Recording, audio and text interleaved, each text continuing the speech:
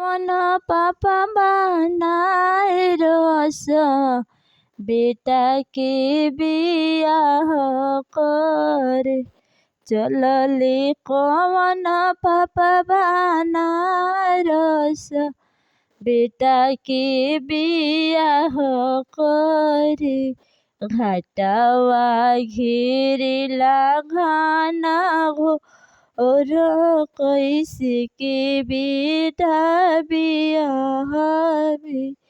घाटावा घेरेला घाना गो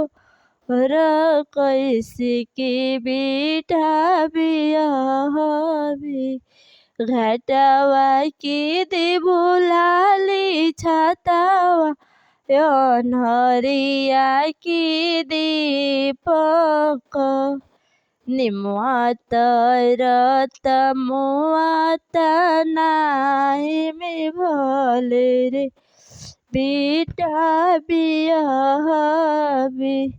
निम्वात मुआत नाई भी भले रे बेटा बियाहबे चलले कवन चाचा बानाय रस बेटा के बियाह करे घटावा घेरेला घाना घोर कैसे के बेटा बियाहबे घटावा के दे बोलाली छातावायन हरिया की दीपक घटावा की दीबुलाली छातावायन हरिया की दीपक निम्वात मुआत नाई बो भले रे बेटा बियाहबे निम्वात मुआत नाई बोत बेरे बेटा बियाहबे चलले कवन भैयाबान आरस भाई की बियाह कर